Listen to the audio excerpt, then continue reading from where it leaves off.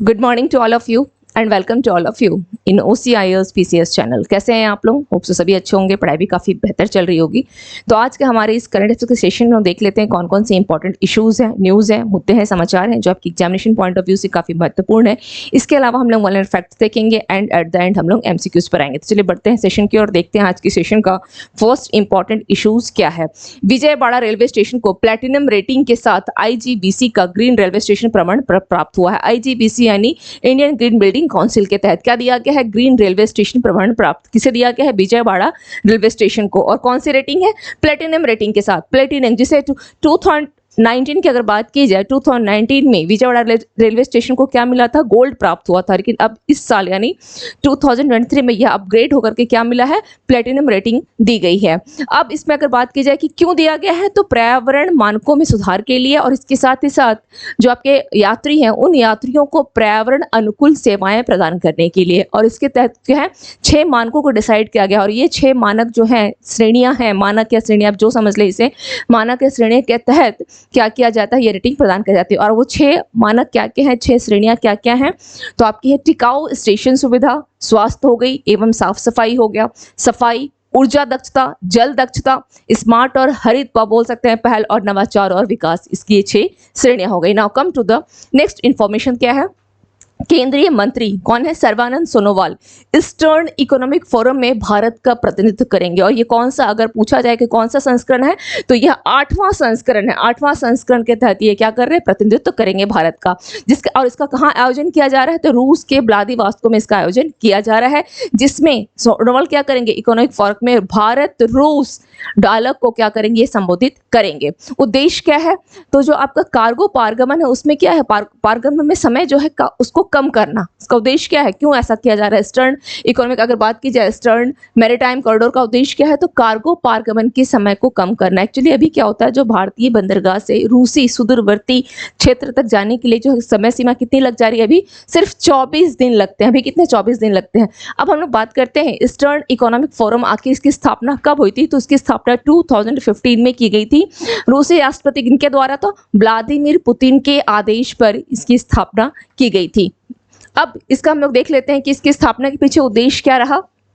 तो रूस के सुदूर पूर्व के जो आर्थिक विकास का, सुदूर पूर्व यानी दूरवर्ती है ना, समर्थन करना और एशिया प्रशांत क्षेत्र में अंतर्राष्ट्रीय सहयोग को विस्तार करने के लिए क्या की गई? ईस्टर्न इकोनॉमिक फोरम की स्थापना की गई। इसके साथ यह रूसी और वैश्विक निवेश समुदायों के भीतर जो है बेहतर संबंध स्थापित करेगा और इससे बोल सकते हैं कि यह एक मजबूत अंतर्राष्ट्रीय पहल भी होगी। क्या होगी? एक मजबूत, एक महत्वपूर्ण अंतर्राष्ट्रीय पहल होगी। Now come to the next news. बांध सुरक्षा पर, बांध की सुरक्षा पर क्या किया गया है? अंतर्राष्ट्रीय सम्मेलन का उद्घाटन किया गया है। कब? तो किया गया नहीं है, ये होगा क्योंकि 14 सितंबर को, कब हो रहा है? 14 सितंबर को राजस्थान के जयपुर में किसके द्वारा किया जाएगा? उपराष्ट्रपति जगदीप धनखड़ के द्वारा। कब होगा? तो यह आज, यानी आज 14 सितंबर है, तो आज की तारीख में क्या किया जाएगा? उपराष्ट्रपति के द्वारा, जगदीप धनखड़ जी इनके द्वारा यह अब बोल सकते हैं कि उद्घाटन किया जाएगा बांध सुरक्षा पर। आखिर बांध सुरक्षा पर ये जो अंतर्राष्ट्रीय सम्मेलन है, क्योंकि इंपॉर्टेंट है, पहली बार ऐसा हो रहा है। इस सम्मेलन को का विषय क्या है? सुरक्षित और संरक्षित बांधों द्वारा राष्ट्र की समृद्धि को सुनिश्चित करना है। भारत में करीब 6000 से अधिक बांध है और भारत अगर बात की जाए बड़े बांधों के मामले में, तो विश्व स्तर पर इसकी किस पोजीशन पर है? ये 3रे स्थान पर है।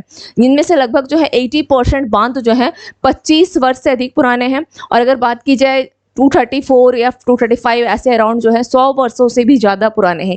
इसलिए इनकी सुरक्षा सुनिश्चित करना क्या हो गया? नितांत आवश्यक हो गया। और इस सम्मेलन का उद्देश्य किया गया कि एक अंतर्राष्ट्रीय सम्मेलन रखा गया ताकि दुनिया भर के जो विशेषज्ञ हैं, जो इस क्षेत्र में काफ़ी हम बोल सकते हैं विशेषता प्राप्त कर रखे हैं, वो सब एक स्थान पर क्या उनको लाना है।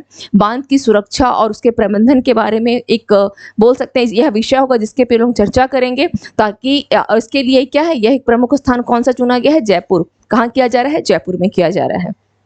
Now come to the next information. वैश्विक सांस्कृतिक समझ के लिए 2023 ब्रिटिश एकेडमी पुस्तक पुरस्कार के लिए भारतीय विरासत के 2 लेखकों को शॉर्टलिस्ट किया गया है। भारतीय विरासत के, और वो 2 लेखक कहाँ के हैं?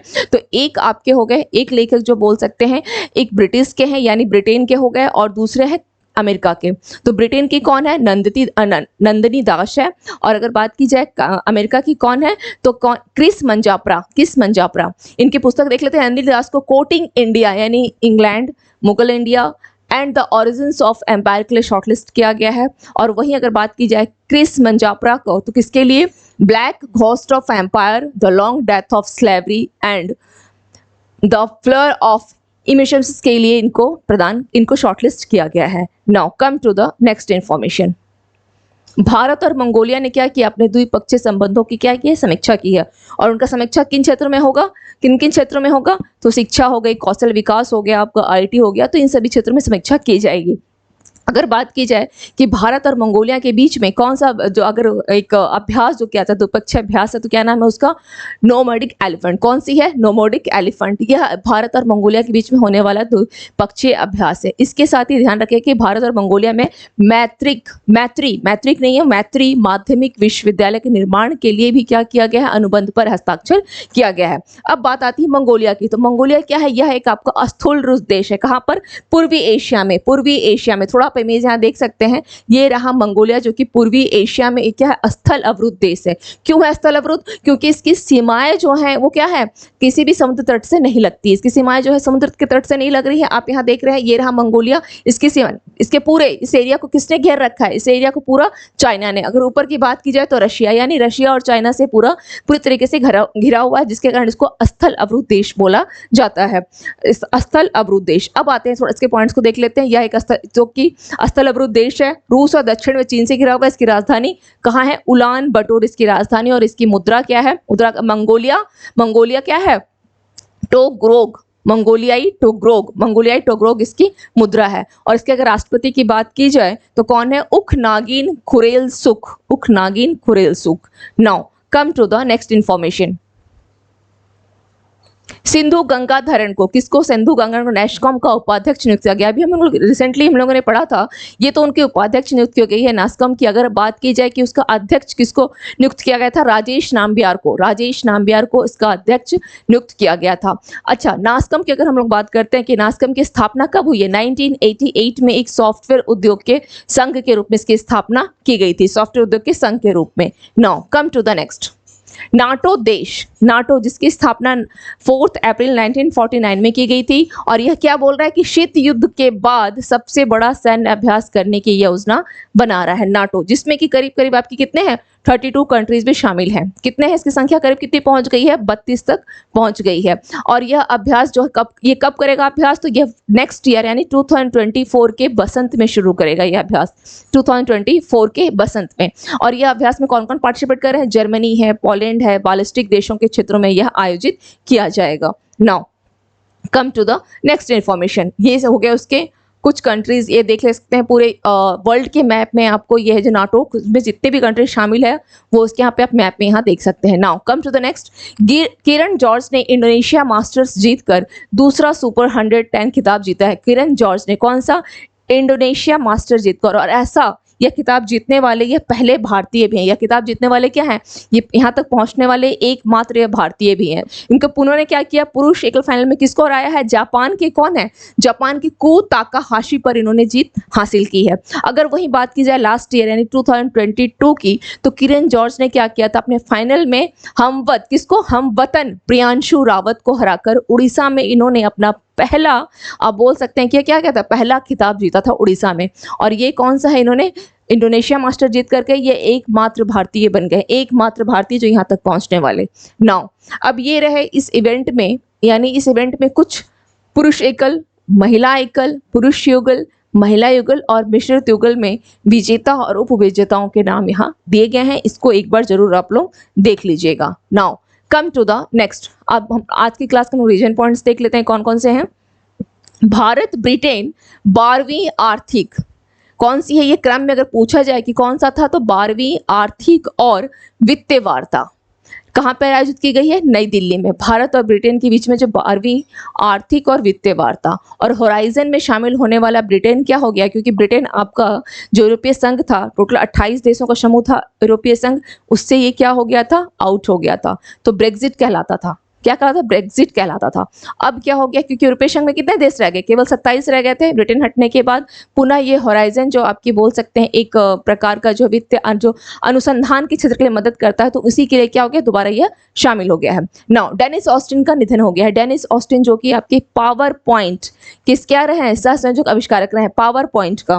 दुनिया का सबसे ऊंचा लड़ाकू हवाई क्षेत्र जो बीआरओ के द्वारा निर्मित किया जा रहा है, कहां पर, लद्दाख के न्योमा क्षेत्र में, लद्दाख के न्योमा क्षेत्र में। सेवा पखवाड़ा के दौरान आयुष्मान भव अभियान जो है यह शुरू किया गया। एक्चुअली इसको लॉन्च किया गया है 13 सितंबर को द्रौपदी मुर्मू जी के द्वारा, लेकिन ये स्टार्ट कब से होगा, तो 17 सितंबर जिस दिन की मोदी जी का क्या है जन्म दिवस है, तो उस दिन यह प्रारंभ किया जाएगा। अब इस अभिनव जो अब आयुष्मान जो भव है, इसके तहत क्या किए गए हैं कुछ कार्यक्रम, जैसे आयुष्मान आपके द्वार 3, आयुष्मान मेला, आयुष्मान सेवा या आयुष्मान सभा, इस प्रकार से कुछ कार्यक्रम जो है इसके अंतर्गत जो है लॉन्च किए गए हैं। आयुष्मान आपके द्वार का मतलब क्या हो गया कि जो शेष बचे हुए लाभार्थी हैं उन तक क्या करना है, आयुष्मान कार्ड को वितरित करना, और एक शिविर में करीब 60,000 लोगों को इसमें शामिल किया जाएगा, कार्ड को वितरित किया जाएगा। अब नेक्स्ट क्या है, किसानों के अधिकारों पर पहली वैश्विक संगोष्ठी का आयोजन कहाँ किया गया है या उद्घाटन कहाँ किया गया, तो यह किया गया है आपके नई दिल्ली में। किसके द्वारा, राष्ट्रपति द्रौपदी मुर्मू जी के द्वारा। कब किया गया है, 12 सितंबर को, 12 सितंबर को। Now come to the next, भारत और सऊदी अरब ने किन किन क्षेत्रों में, तो ऊर्जा, डिजिटलीकरण और निवेश के क्षेत्र में इन्होंने क्या किए हैं, समझौते पर हस्ताक्षर किए सऊदी अरब ने। अगर बात की जाए कि सऊदी अरब भारत का चौथा बड़ा व्यापारिक देश है, चौथा सऊदी अरब है, तो पहला कौन सा है, अमेरिका है, सेकंड पोजीशन पर चीन है, थर्ड पे आपका यूएई एंड फोर्थ पे आपका सऊदी अरब है। लेकिन अगर वहीं सऊदी अरब के बारे में बात की जाए तो भारत क्या है, यह सेकंड पोजीशन पर, सेकंड बड़ा व्यापारिक भागीदार है भारत, किसके लिए, सऊदी अरब के लिए। कंफ्यूजन नहीं होना है यहाँ पर।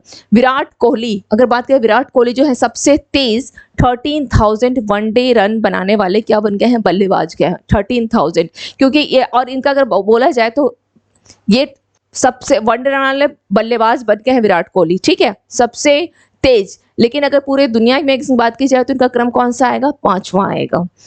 वर्ष 2022 के लिए 12 वैज्ञानिकों को शांति स्वरूप भटनागर पुरस्कार दिया गया है। कितने, 12 वैज्ञानिकों को। और कौन कौन सा है, भौतिक विज्ञान है, जीव विज्ञान है, मैथ्स है, तो इन सभी क्षेत्रों मतलब साइंटिस्ट को दिया जाता है, ध्यान रखिएगा, 12 वैज्ञानिकों को दिया गया है।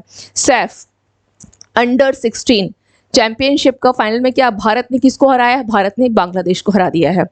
रक्षा मंत्री राजनाथ सिंह 90 महत्वपूर्ण बुनियादी ढांचा परियोजनाओं का उद्घाटन करेंगे, और कहां कर रहे हैं यह, जम्मू कश्मीर के, कहां पर, सांबा जिले, कहां, जम्मू कश्मीर के सांबा जिले में। Now come to the next point, देख लेते हैं किस राज्य सरकार ने नंद बाबा दुग्ध मिशन को लागू करने के लिए समिति का गठन किया है, तो उत्तर प्रदेश की सरकार ने। भारत और किस देश ने पोल्ट्री उत्पादों पर क्या किया है, WTO में जो व्यापार का विवाद था उसको खत्म कर दिया है, तो अमेरिका के साथ। एक्चुअली बीते दिनों मैंने आपको बताया भी था कि अमेरिका के साथ करीब 6 से लेकर के 7 जो है विवाद का विषय बना हुआ था, तो 6 को तो पहले हल कर लिया गया था। यह 7वां विवाद था, किसको लेकर के, पोल्ट्री उत्पाद को, तो यह भी विवाद जो है समाप्त हो गया है। नेशनल पेमेंट्स कॉर्पोरेशन यानी NPCI डिजिटल भुगतान के लिए किस बैंक के साथ वो MOU पर हस्ताक्षर कर रहा है, तो बांग्लादेश के साथ, बांग्लादेश के साथ। अक्टूबर 2023 में होने वाले 37वें राष्ट्रीय खेल किस राज्य में आयोजित किए जाएंगे, 37वां कौन सा राष्ट्रीय खेल, तो यह गोवा में किया जाएगा। नेक्स्ट है, किस राज्य में बाजरा अंतर्राष्ट्रीय सम्मेलन आयोजित किया जाएगा, उड़ीसा में। वेरी वेरी इंपॉर्टेंट, बाजरा अंतर्राष्ट्रीय सम्मेलन। इवन 2023 को आपका क्या बोला गया, बाजरा अंतर्राष्ट्रीय यानी इंटरनेशनल मिलेट ईयर भी घोषित किया गया, अंतर्राष्ट्रीय बाजरा वर्ष 2023 को। यह काफी इंपॉर्टेंट, ध्यान रखिएगा। और अंतर्राष्ट्रीय आपका जो अगर बोला जाए सम्मेलन, जो बाजरा सम्मेलन किया जा रहा है, कहाँ किया जा रहा है, उड़ीसा में किया जा रहा है। ODI में सबसे तेज 150 विकेट बनाने वाले जो भारतीय स्पिनर कौन बने हैं, कुलदीप यादव, कुलदीप यादव। नेक्स्ट है, किस राज्य में स्कूल ऑफ एमिनेंस की शुरुआत की गई है, पंजाब। एशिया कप के फाइनल में पहुंचने वाली पहली जो टीम बनी है वो कौन है, भारत है। 5वीं राष्ट्रीय व्हीलचेयर रग्बी चैंपियनशिप जीतने वाला राज्य कौन सा बना है, महाराष्ट्र बना है। ICICI बैंक के MD और CEO कौन है, संदीप बख्शी, ICICI बैंक के। नेक्स्ट है, आयुष्मान भव अभियान की शुरुआत कब से हो रही है, इसके अभियान की शुरुआत तो मैंने आपको ही बताया कि 13 को लॉन्च हो रही है द्रौपदी मुर्मू जी के द्वारा। कब, लेकिन इसकी शुरुआत कब से हो रही है? तो 17 सितंबर से, जिस दिन मोदी जी के जन्म दिवस पर। जबकि इसकी जमीनी गतिविधियां कब से स्टार्ट हो रही है? 17 सितंबर से। 17 सितंबर से। थोड़ा सा यहाँ पे इनकम्प्लीट है, मैंने कंप्लीट कर दिया है। अर्थव्यवस्था को गति के लिए किन देशों के बीच में 50 अरब डॉलर की पश्चिमी तटीय तेल शोधक परियोजना शुरू की गई है? तो भारत और सऊदी अरब के बीच में। भारत और सऊदी अरब के बीच में। नेक्स्ट है, किस राज्य में महिलाओं से छेड़छाड़ या दुष्कर्म के आरोपियों को सरकारी नौकरी न देने की घोषणा की गई है? छत्तीसगढ़ में। वनडे क्रिकेट में सबसे तेज यानी 13,000 रन पूरा करने वाले बल्लेबाज कौन है? विराट कोहली। किस देश ने सैफ अंडर 16 चैंपियनशिप 2023 का खिताब जीता? तो भारत ने जीता है। नेक्स्ट है, 24वां ग्रैंड स्लैम जीतने वाले खिलाड़ी कौन बने हैं? नोवाक जोकोविच, जो कि आपके सर्बिया के हैं। अब आते हैं आज के हम लोग एमसीक्यूज पर। मैदान उत्तरी सुमात्रा में इंडोनेशिया मास्टर्स ट्रॉफी 2023 जीतकर अपना दूसरा BWF वर्ल्ड टूर सुपर 100 खिताब किसने जीता है? प्रियांशु रजावत, मिथुन मंजुनाथ, लक्ष्य सेन, किरण जॉर्ज। तो इसका राइट आंसर क्या हो जाएगा? किरण जॉर्ज ने। किसने जीता है? किरण जॉर्ज ने। और किरण जॉर्ज एकमात्र भारतीय है जो यहाँ तक पहुंचे हैं, एकमात्र भारतीय, किरण जॉर्ज। किस रेलवे स्टेशन को प्लैटिनम रेटिंग के साथ IGBC यानी इंडियन ग्रीन बिल्डिंग काउंसिल का ग्रीन रेलवे स्टेशन प्रमाणन प्राप्त हुआ है? Bhopal railway station, Jaipur railway station, Kanpur railway station, Vijayawada railway station. तो राइट आंसर क्या हो जाएगा? विजयवाड़ा रेलवे स्टेशन को, जो कि 2019 में इसे गोल्ड मिला था और इस बार क्या हो गया? अपग्रेड होकर के इसे platinum. Now, eastern Economic forum के बारे में कौन सा कथन सही है? 8वां ईस्टर्न इकोनॉमिक फोरम 10 से कब तक? 13 सितंबर तक। कहां पर? तो रूस के व्लादिवोस्तोक में आयोजित किया गया था। कब से कब तक? 10 से लेकर के 13 सितंबर तक। इसकी स्थापना 2019 में रूसी संघ के राष्ट्रपति व्लादिमीर पुतिन के आदेश द्वारा की गई थी। सही कोड चुने। केवल एक, केवल दो, सी, एक और दो, दोनों इनमें से कोई भी नहीं। तो उसका राइट आंसर क्या हो जाएगा? केवल एक। क्यों होगा? क्योंकि यह 2019 ना होकर 2015 होगा। 2015 में क्या किया गया था? पुतिन के आदेश के द्वारा इसका गठन किया गया था, इसकी स्थापना की गई थी। Now come to the next question. बांध सुरक्षा पर क्या किया जा रहा है? अंतरराष्ट्रीय सम्मेलन का उद्घाटन उपराष्ट्रपति जगदीप धनखड़ जी के द्वारा कब? 14 सितंबर को। किस स्थान पर करेंगे ये? तो जयपुर, लखनऊ, गुरुग्राम, देहरादून। तो कहां पे किया जा रहा है? यह जयपुर में किया जा रहा है, जयपुर में।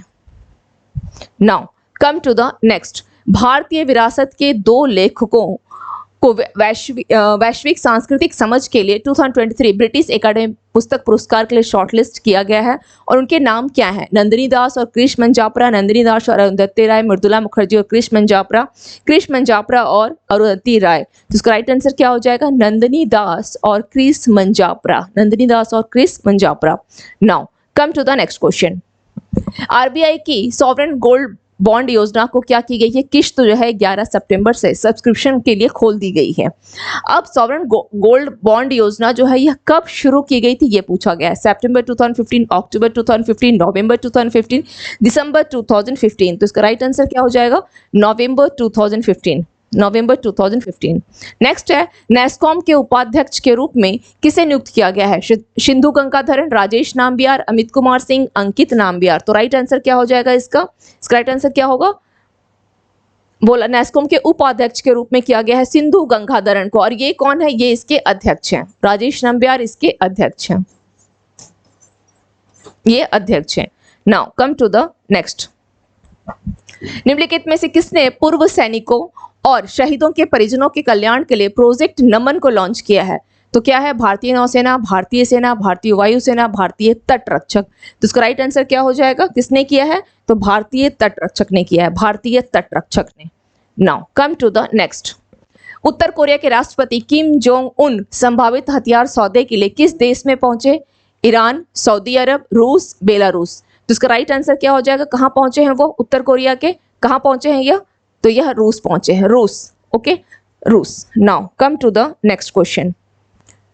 चलिए, तो आज की क्लास का क्या होगा? ये आज की क्लास का जो हमारा जितने भी हम लोगों ने इंपॉर्टेंट इश्यूज है देख लिए, एमसीक्यूज को देखा, इसके रिगार्डिंग कोई डाउट्स हो आप लोग कमेंट सेक्शन में बिल्कुल कमेंट कीजिएगा।